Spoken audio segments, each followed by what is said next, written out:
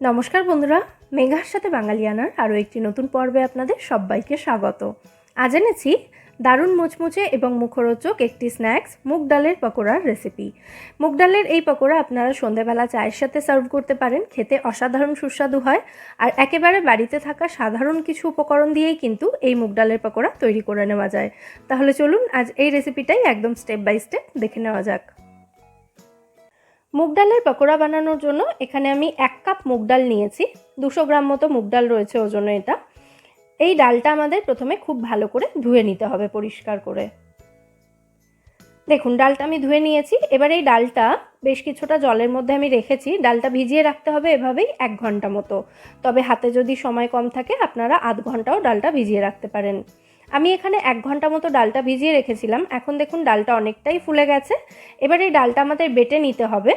তো ডালটা বাটার সময় আমি এর মধ্যে দিয়ে দেব 6-7 কোয়া মতো রসুন এবং 1/2 ইঞ্চ মতো আদা। চাইলে আপনারা এখানে স্বাদ মতো কাঁচা লঙ্কাও দিয়ে দিতে পারেন। আদা রসুন এবং ডালটা একসাথে আমি বেটে নিয়েছি। এবার এর মধ্যে বাকি উপকরণগুলো আমি দিয়ে দেব। প্রথমেই দিয়ে দিচ্ছি এখানে 2টো মাঝারি সাইজের পেঁয়াজ কুচি। পেঁয়াজটা মিহি করে কুচিয়ে নিয়েছি। দিয়ে দিচ্ছি স্বাদ মতো কাঁচা লঙ্কা কুচি। যে যেমন ঝাল পছন্দ করেন সেই অনুযায়ী কাঁচা লঙ্কাটা দেবেন। নুন দিয়ে দিলাম স্বাদ মতো লঙ্কা গুঁড়ো দিয়ে দিলাম, এটা আপনারা স্কিপও করতে পারেন। 1/2 চা চামচ মতো হলুদ গুঁড়ো দিলাম। 1 চা চামচ মতো গোটা জিরে দিলাম, আপনারা জোয়ানও দিতে পারেন এর মধ্যে।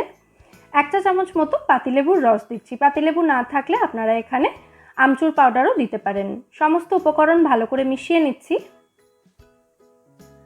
আমি এখানে 2টো উপকরণ মিস করে গেছিলাম, তো এটা মেশানোর সময় আমি এর মধ্যে দিয়ে দিচ্ছি 1 চা চামচ মতো ভাজা মশলা গুঁড়ো। গোটা জিরে, গোটা ধনে, শুকনো লঙ্কা এবং তেজপাতা শুকনো কড়াইতে ভালো করে ভেজে সেটাই আমি গুঁড়ো করে এখানে 1 চা চামচ মতো ব্যবহার করেছি। আর দিলাম 1/4 চা চামচ মতো গরম মশলা গুঁড়ো। গরম মশলাটা আপনারা স্কিপ করতে পারেন। সমস্ত উপকরণ আবার একসাথে খুব ভালো করে মিশিয়ে নিলেই আমাদের পকোড়ার মিশ্রণ এখানে একদম রেডি হয়ে যাবে ফ্রাই করার জন্য।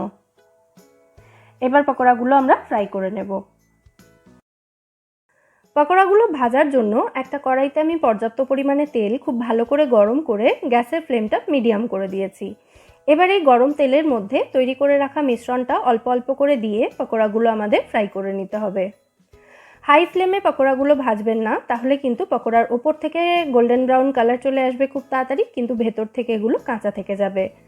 মিডিয়াম ফ্লেমে রেখে পকোড়াগুলো 4 থেকে 5 মিনিট সময় নিয়ে একটা ব্যাচ ফ্রাই করে নিতে হবে।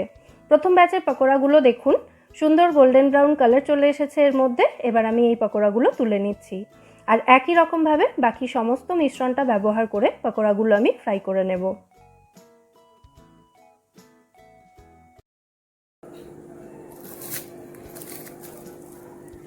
আওয়াজ শুনেই নিশ্চয়ই বুঝতে পারলেন পকোড়াগুলো কতটা ক্রিস্পি হয়েছে, কতটা মুচমুচে হয়েছে। যদি অনেক বেশি সময়ের জন্য পকোড়াগুলো মুচমুচে রাখতে চান তাহলে পকোড়ার মিশ্রণটার মধ্যে 1 চিমটে মতো খাবার সোডা দিয়ে দিতে পারেন। তাহলে অবশ্যই এই মুগ ডালের পকোড়ার রেসিপিটা আপনারা বাড়িতে ট্রাই করুন এবং আমায় জানাবেন রেসিপিটা আপনাদের কেমন লাগলো। রেসিপি ভালো লাগলে ভিডিওটাকে বরাবরের মতো একটা লাইক এবং শেয়ার করার অনুরোধ রইল। আর আপনি যদি আমার চ্যানেলে নতুন দর্শক বন্ধু হয়ে থাকেন তাহলে চ্যানেলটা সাবস্ক্রাইব করারও অনুরোধ রইল। ফিরে আসবো নতুন কোনো রেসিপি নিয়ে। সবাই খুব ভালো থাকবেন।